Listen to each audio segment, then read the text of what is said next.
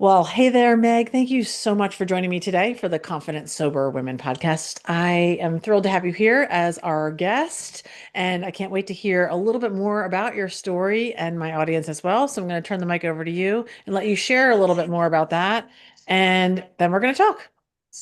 Awesome. My name is Meg. I live in Seattle, Washington. I am first and foremost a uh, most of the time confident, sober woman. And I say most of the time because I don't know if you hit 100% on those things. I think that's something that's always in progress, like everything else. Mhm. I own and run a company headquartered out of the Seattle metro area and have a plant in Chicago and business all over the world. And so that's sort of part of the story and part of um, the story of who I am on a day-to-day basis. I'm also mom to two young girls. So that's part of the story of who I am on a day-to-day basis. And I have decided to do all of this in a way which aligns with what I would refer to as sort of my dharmic path. I also teach yoga on the side. To take everything that's happened in life and sort of look at this as a way that I can be of service to other people. And by telling the truth and by living authentically, can just say, if you've been here, a lot of us have, and there is a way to keep moving forward. And I think when more of us do that, I think it can be really, really empowering and encouraging.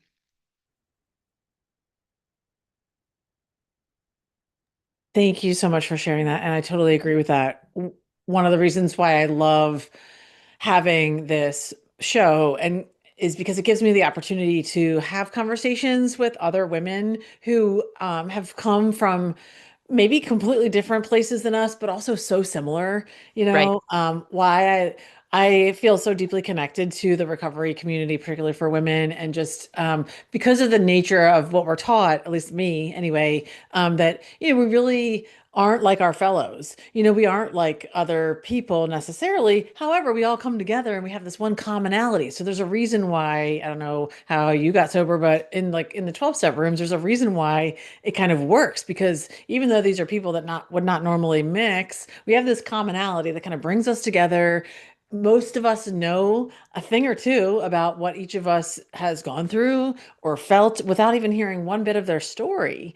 And I think it's one of those places, maybe one of the only, maybe, or I don't know, that I know, spaces where we can kind of come together in that way and kind of automatically know who we all are, Yeah. without having even one commonality.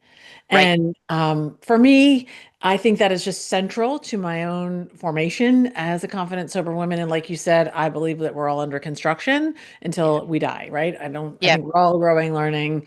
And the humility of that process as a human on earth is, for me anyway, pretty astounding, Yeah. on a Yeah. daily basis. So, yeah. For sure. For sure. So how did you, can you tell us a little bit more about, your kind of recovery story? Like how did you Yeah. end up getting into that space? For sure. I'm going to give you the highly condensed version. I was raised in the Midwest in a small town uh, in circumstances that were, I think, everybody was doing the best they could do, right? But there's obviously every person around me's like wins and challenges were present in life, and so ultimately, my upbringing story involves being raised below the poverty line. There's a lot of traumatic events. There's a lot of just situations that just weren't ideal, right? And I always say that if you did the ACEs score, I don't know if you know what the ACEs test is, but the Yes. adverse childhood, like I probably score relatively high on that, is what I would say. I'm always careful with that though, because I am in recovery and I have been for a bit. And so I have an interesting relationship to not really, like, I don't place a lot of blame in that. I see everybody who is an actor in my story as a work in progress and a person doing what they could do with what they had too, right? So I'm always careful when I sort of talk about that because I don't want this to be something that leads to like the shame and scours of other individuals, namely, the people who worked really hard all together in community to raise me. But that said, I grew up in this circumstance, and I somehow ended up through the grace of maybe a higher power in so many things, getting accepted to college. I got Pell Grants, I got all of the financial aid lined up, I did all the things. And I was kicked out of college really quick after I started. And the reason for that is because I prioritized my social life, partying, things like that, drinking over my academics. And why did I do that? Because alcohol was my drug of choice. And alcohol was for me that thing that I think you're talking about, sort of these central points we all unite around. Yeah. Alcohol was for me something that was deeply calming. It was deeply liberating. It was really freeing. And it gave me this sense of confidence. It's funny that you call your podcast Confident Sober Women. Like, ultimately, I think we start being unsober because of a lack of confidence in so many different ways. Maybe it's in our own internal resilience, things like that. I used alcohol to cope. I used alcohol to escape. I used alcohol to fit in. Um, and so for me, that became more important because when you're using it for those reasons, it is so important to your survival. It's so important to your self-identity. It's so important to your happiness. And that was more important than going to class. And that was more important than getting good grades. Like I didn't connect them on the same level. I had to take some time away from school, obviously, and I worked really hard to get my act together and prove to another university that I was worthy of being accepted. And I was, and I completed a bachelor's degree. And in that time, got, finished my bachelor's degree, and I had a degree in history. And it's always an interesting story because when you have a 4-year degree in history, 4-year degree that took me 7 years to get, you kind of have like two choices. Like, you need to either continue your education in some way or you got to go teach high school history. And I was not interested in the latter. So I applied to law school and I was accepted to law school and I was all ready to go to law school. And I found out a few weeks beforehand that I didn't have the financial aid package to make that happen. You have to understand that this is like crushing for me, right? Because I had worked really hard to do that. And ultimately, a friend of mine's dad agreed to co-sign on my law school loans. And I need the listener to understand this isn't a small amount of money. Okay. I'm financing the entire thing. I have no rich uncle in the story. I have nobody else has a credit score that can co-sign for me. Okay. And this person who doesn't know me super well agreed to do that. And he changed my life. Like, and his bet on me is a part of my story. Yeah. I went to law school, and while I was there, soon after I started, I met the person who would become my first wife. Gay marriage wasn't legal at the time, but we had a commitment, and was absolutely just like everything was coming together. And midway through my education, she was diagnosed with ovarian cancer, Oh and my. then soon after I graduated, she passed away. And I tell people that alcohol during this entire time was this thing that I learned to do functionally. And we have the term functional alcoholic in society for a reason, but I hate it because you can define function. I was doing everything right. I was studying, I was doing my work, I was also taking care of a terminally ill person. Like I didn't miss chemotherapy appointments, I didn't miss surgeries. I was doing all the things and I kept all the plates spinning and all the balls in the air. But inherent in this is this neglect of like my internal self. I'm not building any pride in who I am. I don't feel good about myself. A lot of the time, I'm working through a hangover or I'm working through the desire to drink because maybe now I'm working and I know I shouldn't drink during the week. And so I'm not, right? But what I'm wishing is that I could. Like, there's all of this lack of coping. Then I have this mountain of grief, this mountain of unprocessed stuff from childhood, just all these things I'd been avoiding, just hanging out. And eventually, some years after she died, probably 3, 4 years after she died, I'd have to do the math. Um, it all kind of comes crushing to a screeching halt, and not in a big dramatic way. Like I said, it wasn't, I was highly functional from what you would see on the outside. Um, but inside I was really caving in and everything about me felt really hollow and I wasn't proud of myself. I'd wake up in the morning after drinking despite having made promises to myself that I wasn't going to do that. Here I was again and I said I'd only have one and why can I never stop at one? I had an ultimatum uh, from a partner at the time that was also life-saving and for which I'm forever indebted. And I made a phone call to my aunt and uncle who had both been sober now for 2 decades at this point. And I said, I think I have a problem. They both kind of chuckled and because they kind of knew, you know what I mean? And told me that I needed to go to Alcoholics Anonymous. I am not in this saying that that is the way. I'm not saying I don't disparage any other people get sober in a lot of different ways. So I don't want to come across as being whatever, but that's where I went. And I was in my very first meeting. It was a women's meeting, and I'm in a basement of a church. And they call on me, which for anybody who's ever been to a 12-step meeting and like your first couple times, this is highly annoying. This is highly annoying and offensive. How dare they like try to have me talk in their meeting of, losers of whom I am not like, all of this. And I start by saying, I've never been arrested. And this woman behind me says, yet. Now, you're not supposed to crosstalk in an AA meeting. I heard them read the rules clearly at the beginning of this meeting. I am an attorney. I'm aware that this woman is breaking the rules, and so I start to get like irritated. And I said, and I've never lost a job yet. And I've never lost relationships. She says, yet. And I start saying all these things, and she is like adding yet to everything I'm saying. And finally I turned around and I said, what is your problem? Expletive. And she just kind of looks at me and she doesn't say anything else. And I said, so listen, I don't even know why I'm here. I don't know if I should be here. And that's the end of my share. And after that meeting, every single one of those women came up to me and talked to me about how we think we're unique when we start this journey, but we're not. Like we're all, to your earlier point, we're all kind of doing the same thing. And we're all at varying stages of those consequences and that various stages of that unmanageability. And it became clear to me in listening to them talk and listening to them share that maybe there were some problems with my relationships. And maybe there was a huge problem with my relationship with myself. And maybe there was a huge whole part of the internal landscape of my life that I'd been avoiding. And I have been in progress on looking at all of that ever since. And I haven't had a drink since that time. Mm. And I credit the women in that room, and particularly the woman who said yet behind me, as being absolutely life-saving parts of my story. And today, almost 15 years later, I have kids, I have a career, I have this life that I, in co-creating with my higher power, have built. And I have, most importantly, like my dignity, my sense of self-worth, my sense of purpose and spiritual alignment that I just didn't have then.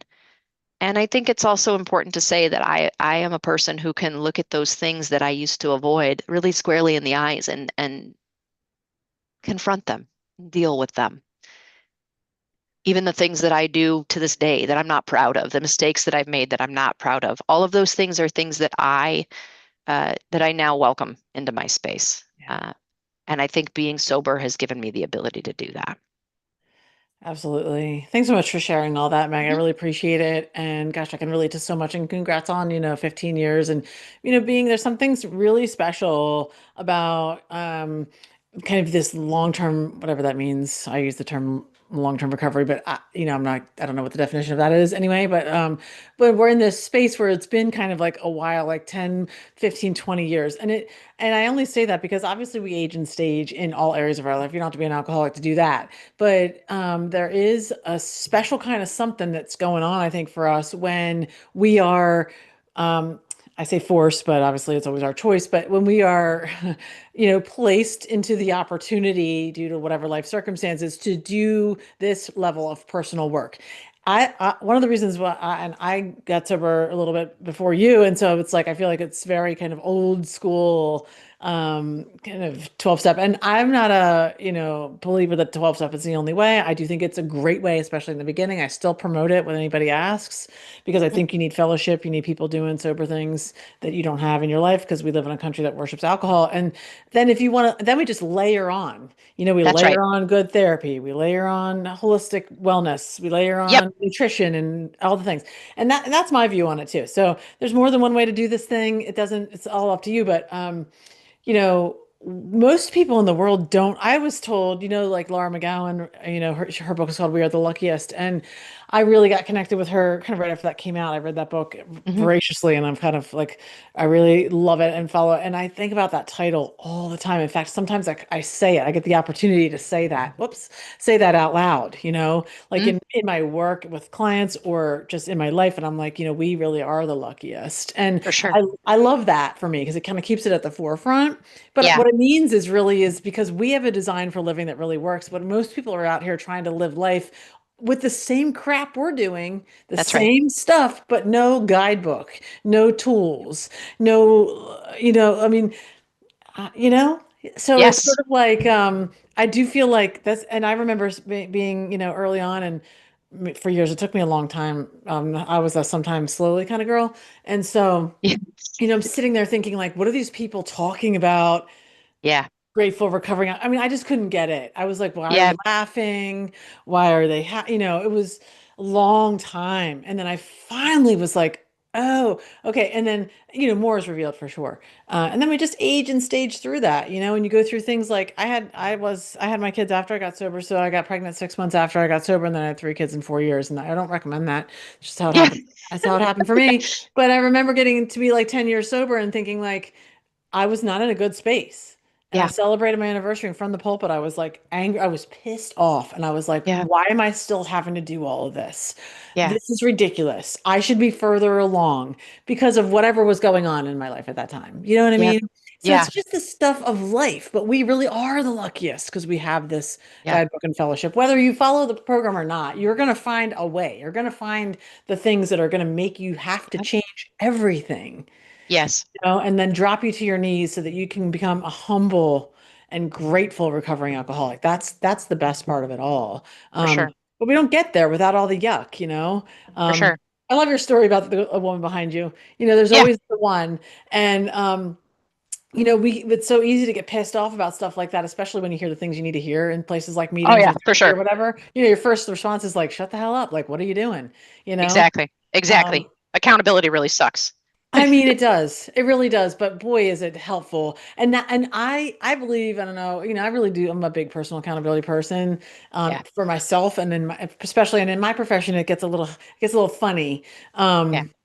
We have like Yep. some stuff happening and now that's, I don't personally necessarily relate to. And I feel like I'm trying to combat these new age concepts. And I'm like, actually, no, no, you still really are responsible for your 100%. healing, for your work. So, um, yeah, I don't know.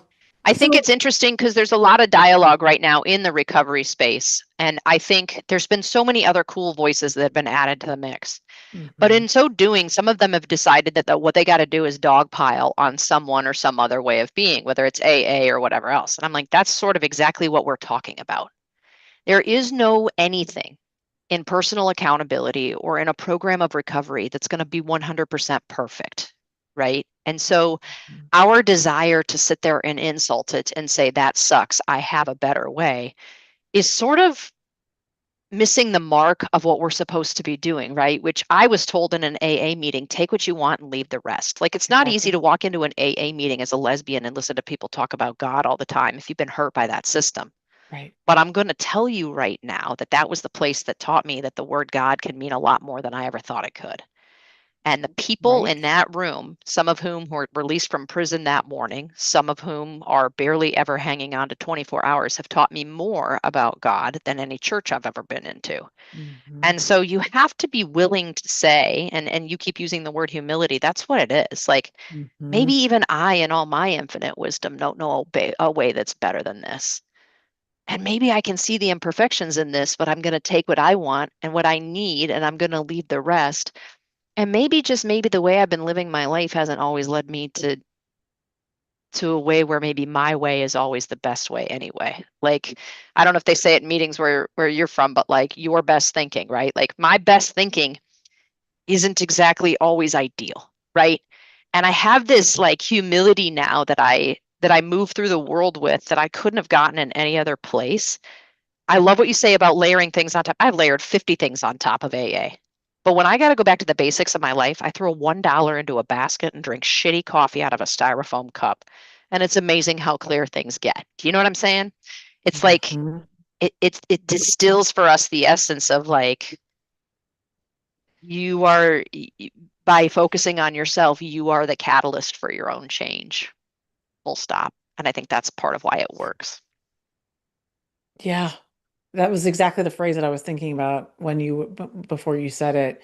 You know, our best thinking got us here, and that's so true. And I understand now from where we're sitting, we can look back and think like we can see that. We can Yep. understand why that's hard to put on, you know, because you're like, well, I know what's up. This, you know, I thought alcohol was the glue that was keeping me together, you know. Right. So it's hard to parse that out until you do some of the work. And I've had the pleasure, I guess, yeah, it is a pleasure for me to work with a couple people here recently in the last year or so in my practice, one of which is a man, which is very interesting because I tend to work with mostly women, but sometimes I get some, and he is a chronic relapser or was Yeah.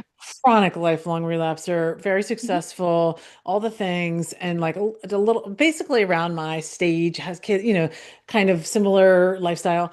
And as a therapist, you know, obviously I understand all the things, you know, I do what I'm supposed to do to protect myself. I get it. But while I was working with a lot of these things over the months, I I just felt so sad and Yeah. like I just wanted to pick him up and be like, just do it, like just do the thing, you know, like. And Yeah. I had another one. I had a two or three very. I'm like, God, what are you doing here? Like, are we trying to, what Right. message are we doing? But I was like hurt by Yeah. their, and not in a weird way. I mean, Right. please, no, Yep. whoever's listening, don't think I'm like doing some kind of weird counter transference, but it's really Yeah. just like, I just wanted them to get it because I Yep. know how good it could be, you know, I Yep. know. So I'm just sitting here looking at him and I'm like, and so then he finally did. Okay, so the beauty is, okay, yes, we're now several months in. This is the longest he's ever been sober. It's a beautiful thing. Yeah.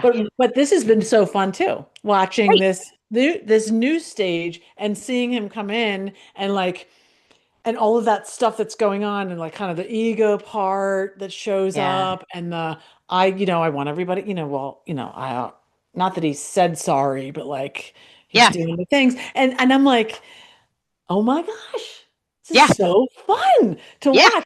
And also, like, you know, we had one whole thing. He explained us this situation. We went through the whole thing, and I was like, okay, so cool, cool. Like, you had those cravings. Okay, cool. So like, tell me what happened. You know, like, let's walk through it. Like, what Yeah. did you do right after that? You know, and he's like, well, you know, I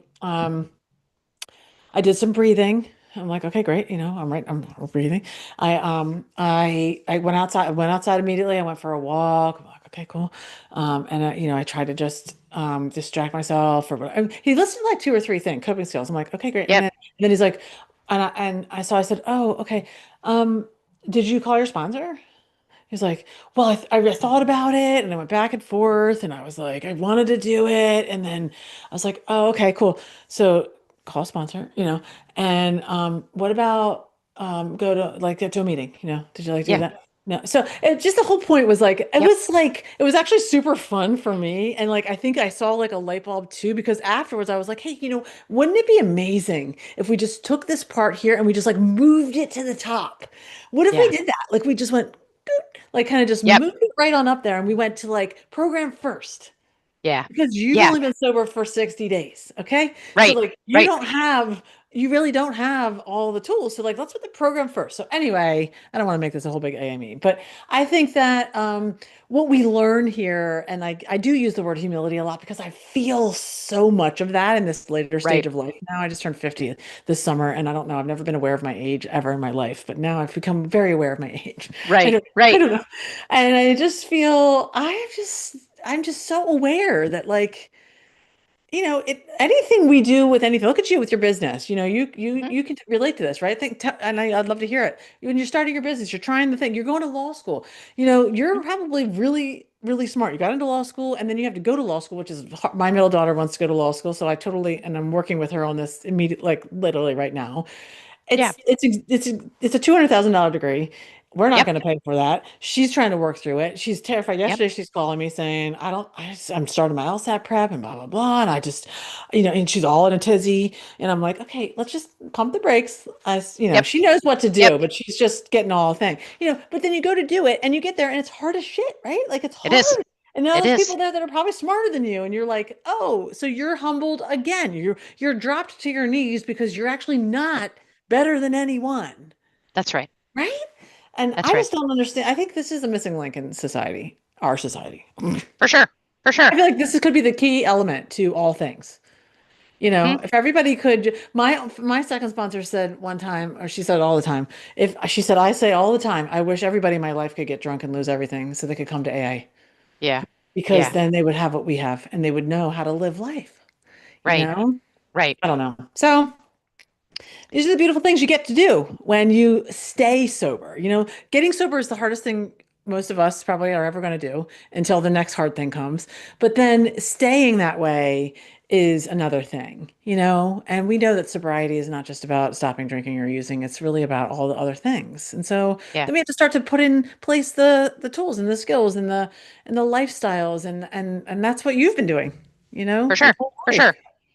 So I'm For curious sure. if you could say a little bit about that. Like if you could think back maybe into your first like 5 years, because I think that first five Yep. years, particularly the first year and then the first 5 years, is a lot of that stuff. Like a lot of that's kind of special Yep. time I love when we're really opening up, our minds are clear, the fog is being lifted, we're suddenly aware that we can do things. We have opportunities. Hmm. We'd never had that before. Right. And so then it's like, okay, well, what am I going to do with that? And Right. so what would you say besides AI? Like, let's get off of that train. Like, what would you Yep. say are some of the things that you put into place that you learned that you had to learn and then you put into place that For kind of sure. helped you do that? This has evolved over time because I want to be really clear for anybody who's in 24 hours or 60 days or whatever of sobriety, that sucked in a lot of ways. I had to learn things like, and this sounds silly now, but if you're in it, you know what this is. I didn't know how to go to a wedding and not drink. Yeah. I didn't know how to go camping and not drink. I couldn't imagine what you would do on a Friday night if you weren't drinking. I had no skills for practical daily living. And so that's where, to your earlier point, some of that fellowship and just being around people who knew how to do those kinds of things was really helpful Hmm. to me. And Hmm. my early practices were centered around watching people who lived this way. What did they do? And somebody said to me, find somebody who has what you want and do what they do. And so for a good portion of maybe the first year of sobriety, I was almost in a complete total state of mimicry. Like if Shelby does this on Saturday mornings, that's what I do on Saturday mornings because I didn't really know and I didn't Right. have skills. And then you start to add on, how do you begin to feel feelings? How do I have a fight with someone I care about? How do I turn down going to happy hour and still have friends? And for me, what slowly began to happen is that I had a shift in my life. I didn't really keep all my old friends. I didn't really keep all my old habits and routines, and I had to start to build something new. And so, what was really cool about that, but also really hard, a lot of us use alcohol because finding friends or being exposed or doing things that are vulnerable are hard for us. And so for me, I used AA as like a safety net for like how to learn to do that, right? So maybe I would go to like sober hiking groups or I would go to sober things. And I would say that in that first 5 years, specific things I did were to find activities and practices and like lifestyle things, like how to spend time with other people who weren't drinking. I really focused on that. And in today's culture, this is almost 15 years ago, right? Like now, not drinking is actually becoming more and more popular, even for Mhm. people who don't feel they have an addiction. They're just not doing it because, let's be honest, alcohol is a poison. Right. And it is the only poison that you have to explain to somebody why you don't put it in your body. Mhm. I've never been to a party or a work happy hour and had to explain to somebody, oh, no, I'm not using heroin tonight. Like everybody gets that. Right. But if I'm not having a glass of wine, then there's this whole discussion of like, why not? People's bullshit comes out, like the whole thing. So the first thing I did, and the first practical tool I would say is like, spend the time investing and finding ways to be social Mhm. and connected and work through that stuff with other people who aren't using alcohol for that purpose. And lo and behold, a lot of those people are introverts or a little bit awkward or whatever. And so then I fit in another way. Like it really worked out. The Hmm. second thing that I think was really, really important for me was to get some spiritual habits, disciplines, practices. I became a person that, I said earlier, I teach yoga. I'm a daily meditator. I have a lot of things that I do that are centered around that and learning, and I'm still learning Hmm. that there is only one authority in my life, and there's only one thing that I check in with to make sure that what I'm doing is okay. And that thing is not dressed like another person on this planet. It's not my parents' approval. It's not my coworkers' approval. It's not all of that. Getting connected to that and getting comfortable with that is part of my lifelong work.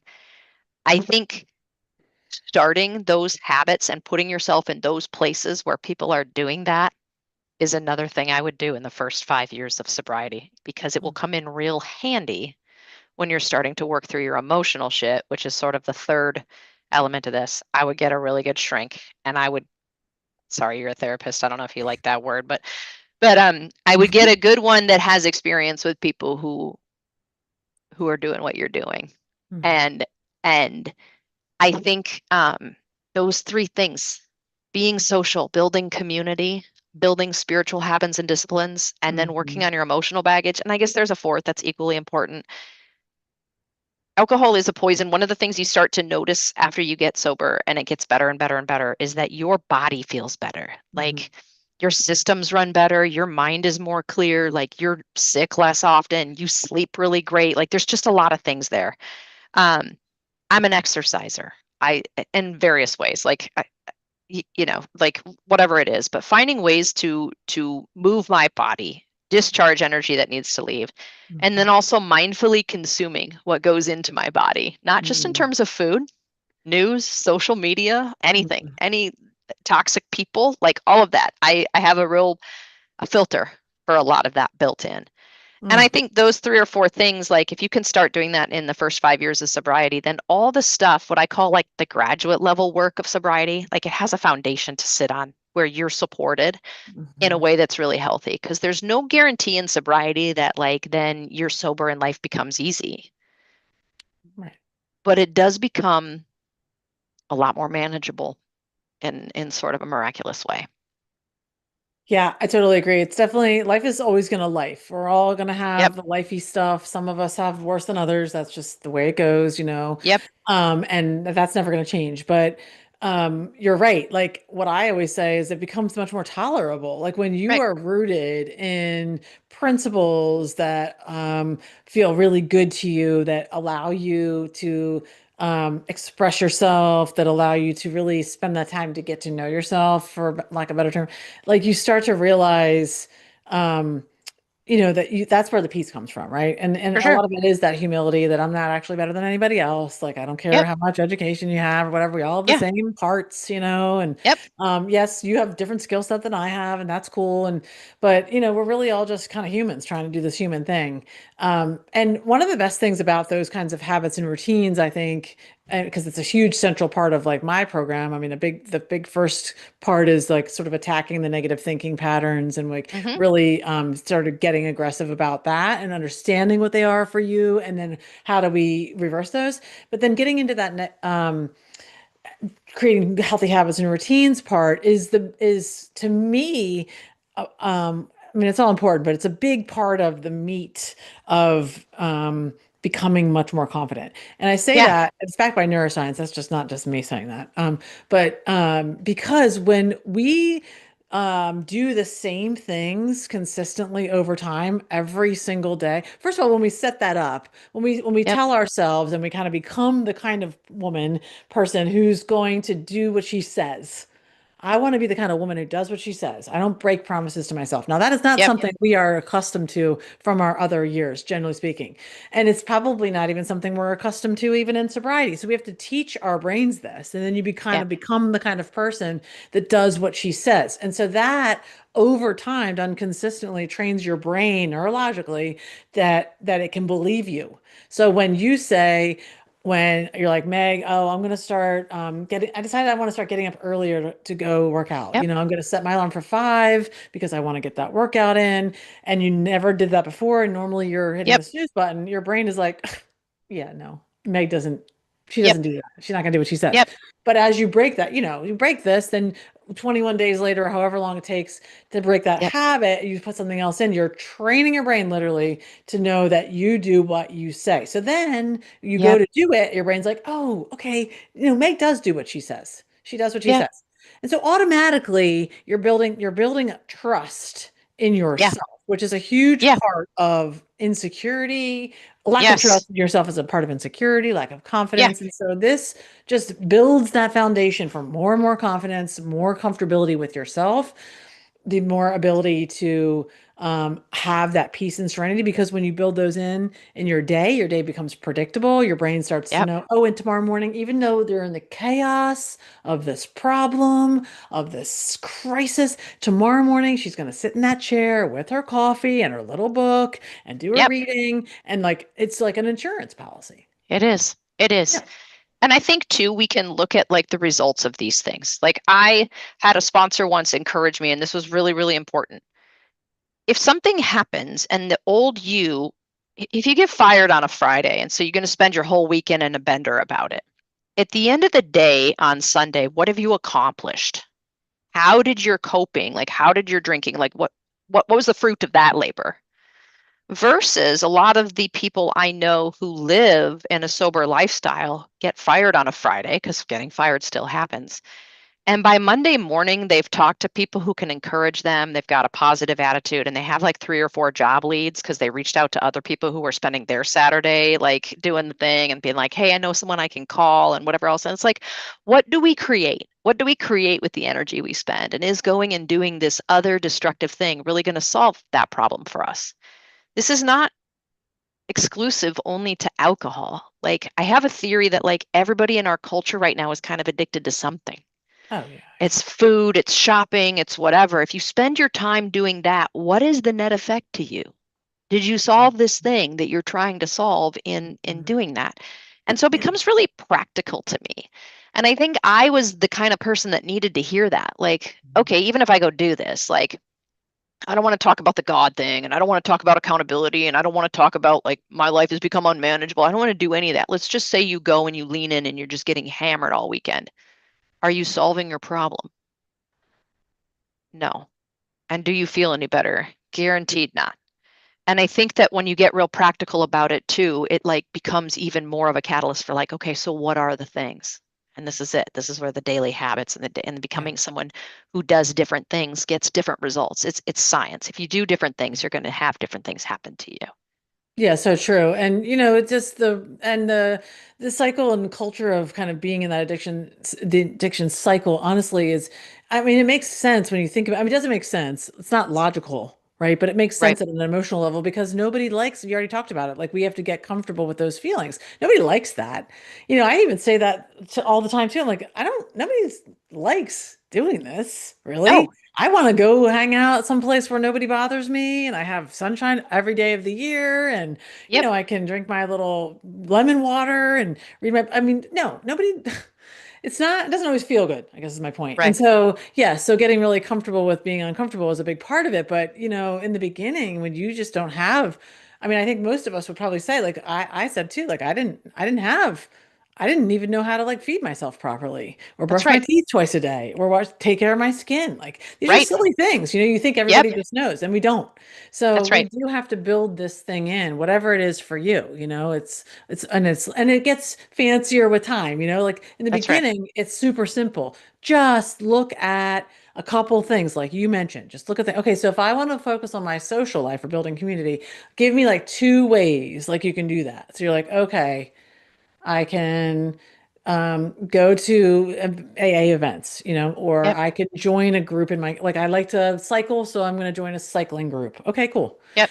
You just find one thing to do, or Yep. 2 things. That's it. So it's really about small, It is. It small, is. sustainable. That's right. That's right. Starting really, really small. And again, small things turn into big things. Yeah. And they feel big when you're getting sober too, because there is the axiom that if you keep doing what you're doing, you're going to keep getting what you get. And Yeah. so these little micro changes you're making are turning into what you get now. And that just Mhm. compounds on itself and snowballs on itself. And I've never seen that not be the case for Yeah. people who maintain consistent sobriety Yeah, and and when keep you do doing their work. when you do maintain it and you do that work, that emotional work, the good therapy, like all of this stuff starts to become rote. It becomes like That's right. it becomes habit on its own. So you're not really working at it. I mean, yes, you might put in specific things, but a lot of it becomes habit. Like immediately you're gonna know, like for example, like something's going on. I'm like a very kind of solution focused person. So like Yep. I just talked about that with a parent this morning, you know, Yeah. about her kid and her kid is getting anxious and she's all and then they're getting into a back and forth and she's upset and and I'm like, okay, so like that didn't solve like you mentioned, that didn't solve now everyone's upset. All of the blood Right. pressures are up. We're going to have an angry time to go into school. And instead, like, how about if you become the use your adult brain because you're the only one that has one, Yeah. and you become the grounding source and the peace for her. You let her do her thing, and you're just saying, okay, I get it. And you're validating and you do the thing and you're like, and you're kind of, and you forgot your book bag. Okay, like just run in and get the book bag. And you're providing that solution. Let's deal with the solution first. And Yep. as I said, you can circle back. You can Yeah. circle back later. This is not the time to be discussing. Why didn't you have your stuff out? Why didn't you put your Yeah. clothes Yeah. out? Yeah. You know, like none of that. Nobody hears that. And so you Right. solve the problem. And then you can say later, hey, you know, I was thinking about that situation and I just kind of wanted to go over it with you a little bit. That's where the peace lies. And that feels much Right. better for everybody because For now sure. only one person is activated, the other one is in control, you know, and then you Right. can have a conversation about it later. So there's nothing more valuable, I think. Well, I mean, there's a lot of valuable, but one of the most valuable, I think, is really establishing very strong personal habits and routines. And For sure. you know, I know you're still doing that. 15 years later, you're still doing that. Otherwise, you For sure. wouldn't be a successful business owner because that's just not possible. Mhm. We all need it. And now you I have kids, and you have to teach them. and I think being accountable to yourself is like never-ending work, you Never. know, and the woman that I am today can't be the woman that I was yesterday. And I think too, I'm in a season of my life where I'm starting to realize too that like there are always going to be adults and people around you that are unhappy in their own stuff. And they want to stay focused on you and your mistakes and your things because they just don't have other stuff going on. Or you provide for them a really convenient like excuse and scapegoat thing. Yes. And I Yes. see this a lot in business, right? Because I'm an employer now and I got, you know what I mean? And so this is like next level work for me, right? Like what a gift that I get to look at my life now and go, okay, like so now the lesson here is like how do I become sort of not permeable to that? Like, oh man, that sucks that they're in that space and they're looking for me to sort of be the, you know, the reason for their bad day, but like that's not my role. That's not what I'm about. That's not who I am. And again, that's about being connected back again to that thing that nobody else can really touch, that connection you have. Mm. I'm not there yet every day. Like Yeah. I would love to say that every single day I wake up, I know exactly who I am. I'm super confident and no one can throw me off my game. That's not it. But I am committed to that end every day. I'm Yeah. engaged in the practice every day of getting there. And when I get there, Shelby, then the new challenge will come because Phew. that's the evolution of life. That's right. So in like the last just closing minutes here, I would love to hear just a little bit about your company, the work you're doing. Like I know your Yeah, sobriety is amazing, that's why we're here, but you know, I'm all about like hanging out with women who are doing amazing sober women who are doing amazing things, like who have yeah, created and so I'd love to hear just a little bit about your origin story, kind of what you're doing and yeah. how we can get a hold of you if we want to. I came to this company that I eventually bought as the company's first general counsel. And that was some years ago. I worked as the lawyer, and a really, really long story short, I ended up buying the original owner out of the business, which is a Oh. fascinating story because it's a large business. Hmm. And I didn't have, like, again, we're not sitting on like my parents' trust fund that they left for me. And so it's a really cool story. We now have business all over the world. We do about $100 million a year in revenue. So we are doing a lot of really cool stuff. We manufacture things in our plant in Chicago. We make things that you buy at Home Depot and Lowe's, and we make things that you wouldn't even think about. The paint that goes on your wall. We also supply raw materials, ingredients into the companies in America that make those kinds of things. So I have customers who make food and beverage items. I have customers who make drilling fluids in the oil and gas space, all sorts of things. So we supply the raw materials and components of that. It's so cool. I learn a lot about how things are made. I spend a lot of time walking through plants and watching how people craft things and Mhm. do research and development and all of that. But all of this hangs on, really, at the end of the day, no matter what size your business is, people have to be able to trust that you will do the thing you say you will do when Yeah. you say you will do it. I don't care how good your contracts are, and this is coming from a lawyer. No matter what, no matter how roped up you are, your character counts and who you are matters. Mhm. And being a person that people can trust and have confidence in is that's it. That's what it's all about. And if mistakes happen, things happen, and no one is perfect. But being a person who can come and say, "Hey, I screwed that up," or "This is messed up," like it goes miles. And I have to say that to people, and people have to say that to me every day. Mhm. My sobriety gives me the ability to be sturdy in my own character and always working on that, but also really graceful with other people's humanity, with people having a human experience. And so Mhm. it's something that follows into every area of my life, parenting, business, everywhere else. Like it gives me that kind of root, fundamental core of how I move in the world. And I'm grateful for it. You're right. We are insanely lucky. Yeah. Couldn't have told you that at 24 hours sober. Oh, maybe not at even 24 months, but I was Maybe close. not. Maybe Yeah. not. Yeah. I don't Thank you. remember, to be honest. Yeah, thanks for sharing that. And that sounds Yeah. amazing. I would be like the best person to have. Well, I don't think it would be valuable to you know. I love manufacturing. I don't know much about it at Yeah. all, but I It's love so cool. to see how things are made. And my Yep. husband's a CPA, he's a CFO for companies, and he's worked in a variety of spaces. And he was always in he worked with for Caterpillar distributors who was in big equipment and stuff, which was super cool. But then now and then he went to work in a distributor or in a manufacturing company, and I was like, oh, I got to do a Yeah. tour of the thing. And Yeah. I was probably this adult woman, literally like walking through this plant with these other adults. And I was like, oh my God.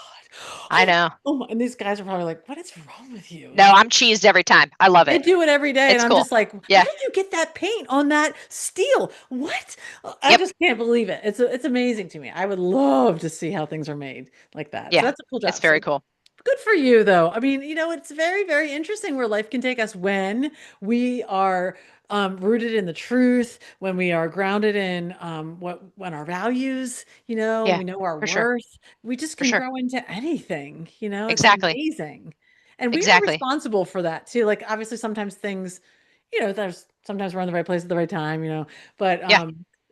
so I think the people who really struggle around us or in our country that we see that are just constantly like you kind of already mentioned, just unhappy. Like, I was actually Hmm. interacting with some today online, and I just wanted to say, like, you just seem really unhappy. Yeah. I couldn't do it because of the situation it would have just, wow, gone off the rails. But I kept thinking, like, here, I'm just giving you more material. And I guess that's my fault for continuing the conversation. But I was like, I'm unbothered by anything you're saying to me, which it was Yeah. not very nice, by the way. But you seem really unhappy. Yeah. That's And they that's are exhausting. so tiring. I don't want So that. tiring. I like my energy. I have very little of it. I want to be using it for good. So, Yep. where can people reach out to you if they want to get a hold of you? For sure. My website is www.megangluth.com. It'll probably be in your show notes. Yep. That's the best way to reach me, the Okay. contact button there. I always tell people, don't send me a message on LinkedIn because I get like 1,000 a minute and Oh my I gosh. I don't read them all. Yeah. So, but yeah, that's the best place to go. Perfect. I love that. I'll make sure all that's included. And I thank you so much for your time. Thank you. And I hope our paths cross again. It was so fun. Awesome. Thank you.